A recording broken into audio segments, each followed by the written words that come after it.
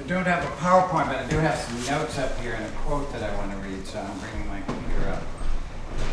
I want to thank the previous speakers. I want to thank everyone here, Rena and the whole team who put this together. It's an amazing meeting, a hopeful meeting.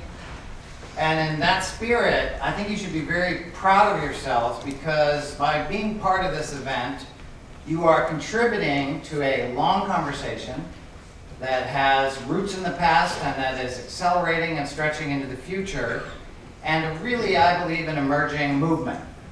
And so what I'd like to talk about is to give you a word of encouragement, and then also to offer a word of challenge, and a few ideas about how change actually takes place, with a reassurance that change does take place.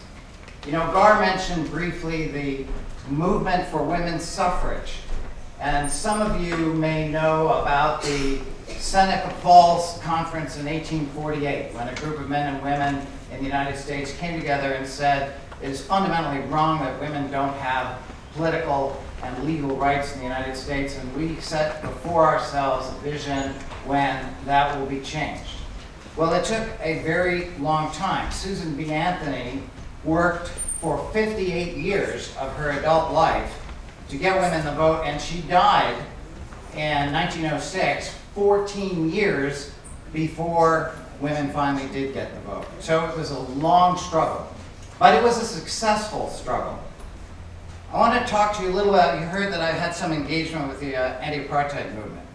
Now, the anti-apartheid movement, huge topic. I wrote a long book on it. There are many different approaches to it. But the key thing that you really need to embrace is that there were many strategies working at once. And one of the strategies that I think is particularly relevant to us is that part of the piece that kept apartheid in place for so long were the deeply held assumptions on the part of people in South Africa and around the world. And those assumptions did almost as much as the South African military or the American corporations to keep apartheid in place. Let me give you an example of some of them. There were assumptions about the interplay between race and class and culture. If you talked to a white Afrikaner at the time, they would insist that it had nothing to do with race. It was that their Afrikaner culture had been pounded into the dirt by the British, and that they were eager to figure out a way to preserve their own culture, and that similarly Zulus and Ndebele and others ought to have the opportunity to preserve their culture, and so the only solution was separateness, apartness, apartheid. So they had a very deeply held conviction that they thought was right. And there are other people, many people in the United States didn't think democracy was possible in South Africa, a multiracial democracy. There was constant attack. When anyone tried to do anything about South Africa, that person was often mocked because individual action couldn't possibly lead to the change of such an entrenched system. It's ridiculous, you're wasting your time. There was a very deeply held view that long-term US security interests lay with the white government, partly because we had the use of the Simonstown Naval Base, which was on the Indian Ocean. And there was also the view mentioned by almost everyone on the corporate side and by many well-meaning people that corporations, US corporations, were a positive force, creating jobs, offering training, and gradually undermining apartheid. And so you can see that there were some very deeply held assumptions that had to be challenged. And they were challenged by people like you in settings all over the country, wherever they could be challenged. And one of the places was directly through the process of investor ownership, through the shareholder resolution process, but it also happened right here at Harvard, right here in Harvard Yard, and many, many other settings. So those assumptions they seemed that they could not be overturned, but eventually they were, and now it's hard even to find anyone who remembers that anyone held them. I want to tell you briefly about Ceres, the group that I ran for a while, and how that led to an attempt to reform accounting and disclosure for the biggest companies in the world, and to do that globally. So Ceres was founded by a visionary woman named Joan Bavaria here in Boston. and she had an idea that she could bring together environmental groups and institutional investors and mobilize that alliance to change the behavior of the biggest companies in the United States. She started off with a staff of about 3, and she had trouble persuading anyone that this was going to happen in any way. And yet, over time, through persistence, through engagement, through conversation, through conviction that there was something fundamentally right about this vision, we began to make change. I came on board after Ceres had been in operation for almost 6 years. It still had a little staff, but we thought this is something that we can move forward. Now, one of the issues at the time was not only is the environment a critical issue, but so are human and rights issues and labor issues and other issues. The whole package that many of you know is referred to as sustainability, a term very widely used around the world, less so in the United States, but still something that articulates for a lot of people their vision of the new economy. And there was a question, how can we introduce a force that would push companies to imagine and to move on sustainability? Now these weren't fundamental structural reforms like redoing the corporation completely, but it was about moving them forward in what turned out to be some fairly dramatic ways. And what people settled on was that if you could get companies to measure their impact and disclose their impact, you might have a chance at making some internal changes and some external changes. Now what's interesting is that corporations and activist investors were fighting furiously at that time, but oddly enough, and this is a word of hope, they all agreed that there was a need for a common standard of disclosure. They all agreed that they had to have something that they could turn to when asked, what are you actually doing and how do we know? And so what this led to is the building of an alliance. People from human rights activist groups, environmental groups, from science, from accounting, corporate executives, from individual companies, not from business associations who tended to want to resist everything, and not only from these different parties, but from different cultures. It was a multinational steering committee. That's why it was called the Global Reporting Initiative. And we worked together, hundreds and eventually thousands of people exchanging ideas on the internet, shifting the discussion, introducing new techniques, introducing new models, and the result, 10, 12 years later, is that 3,000 multinational companies now use the GRI guidelines, including 85% of the 250 largest corporations in the world. Now, is that success? No. Is it progress? Yes. And one of the things that's interesting now is some of the most powerful groups in the world, the big accounting firms, the associations, stock exchanges, people that you wouldn't think were interested in the issues that motivate us, are now asking the next stage question, which is, if a company has financial disclosure and it has sustainability disclosure, what's the relationship between these two things? What does it say about corporate value or the whole function of the economy that companies are pursuing both disclosure on finance and financial returns and trying to capture the idea of other forms of return? And I'll tell you what is fascinating. This has led to a fundamental debate among people you would not expect about the nature of capital. Now you, I'm sure, in your thinking, have recognized that there are all different forms of capital. There's financial capital, yes, but there's also natural capital. Many have written about that for a long time. There's intellectual capital, there's social capital, and there's organizational capital. And one of the things that happens in a firm, or almost any organization, is that people reach into a pool of these different forms of capital, and then they mix them together in order to achieve an outcome, and then they have outputs. They either make money or lose money, they increase or they decrease natural capital, social capital, intellectual capital, and so forth.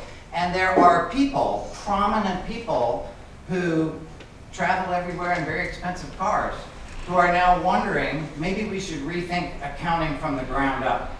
That's an exciting development. It needs to be pushed, and it needs to be pushed by people like us.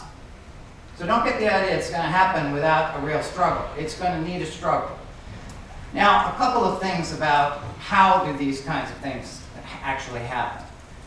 I have now reached the age where I've seen enough efforts come together, and what is a critical stage in any movement is when the individual groups and parties who are working on things that matter to them dearly, locally or topically, suddenly realize in the depth of who they are that they are part of a movement. They are a piece of something.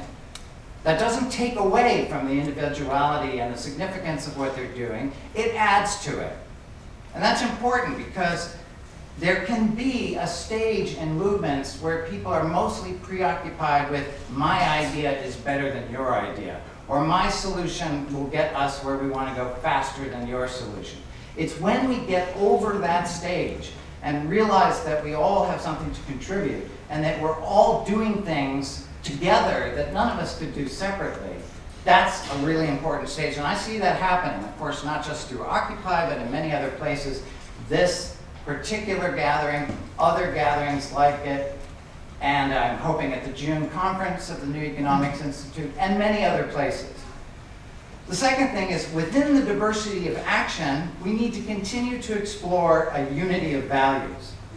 And what's so important about unity of values is not just that we reach some shared statement that we can all sign on to. That can be a helpful process. But that we really build personal friendships. Because we're more complicated and complex than the individual ideas that we may want to embrace or put on a piece of paper.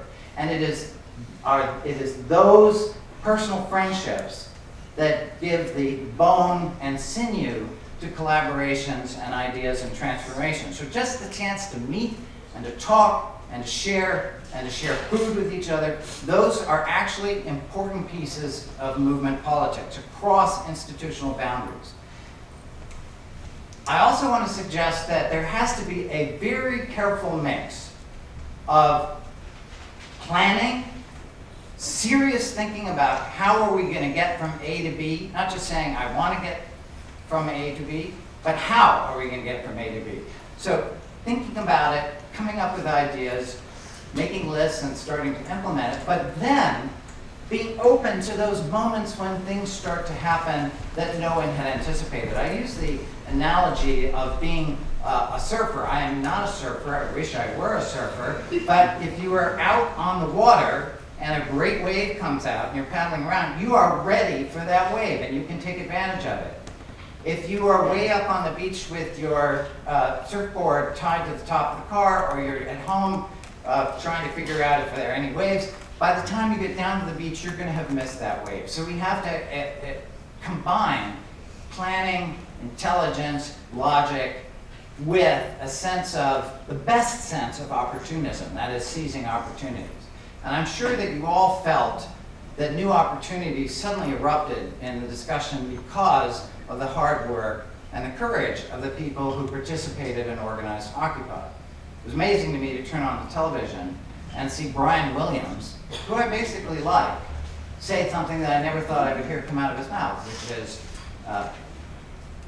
there were additional discussions today about whether corporations had reached the point that they totally dominated American politics and were now corrupting the American economy to the detriment of our common good. And that was done by Occupy, filtered through the media. So we are seeing right now the evolution of capitalism. Those of you who like history, capitalism, you know that capitalism has evolved steadily. It has gone through many changes, some good, some bad. We are now witnessing the evolution of capitalism, and the question that we need to address is whether we're just going to let it evolve or whether we're going to shape its evolution.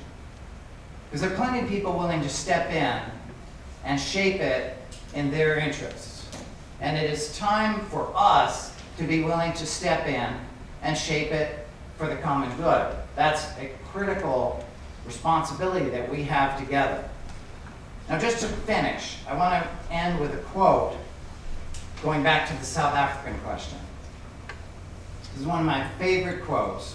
It's a couple of sentences, and it's by an extraordinary man named Albie Sachs. Albie Sachs ended up becoming the South African equivalent of a Supreme Court justice.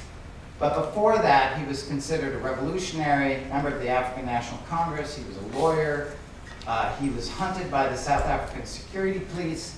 They finally caught up with him, set off a car bomb, blew off his arm, and destroyed one of his eyes, and he almost died. But he recovered. He recovered enough to return to South Africa and participate in the 1994 democratic elections. And this is a quote from his memoir where he thinks about everything that had happened as he's standing in line waiting to vote. Quote, "Did things just happen, or did we make things come about? I knew that nothing we were living through had just come to pass. We had willed it off, worked for it, never given up, never let go of the basic ideas. Yes, we had believed, belief had been fundamental, but we had backed it up with endless hard work and learned how to do things together and to accommodate the fears and interests of others, and to survive the sarcasm and disbelief of those who regarded themselves as more knowledgeable than us about what they called the real world. And we just kept on going, on and on and on, until at last the impossible became feasible, then real, and finally inevitable. We're not there yet, but we can get there." Thank you.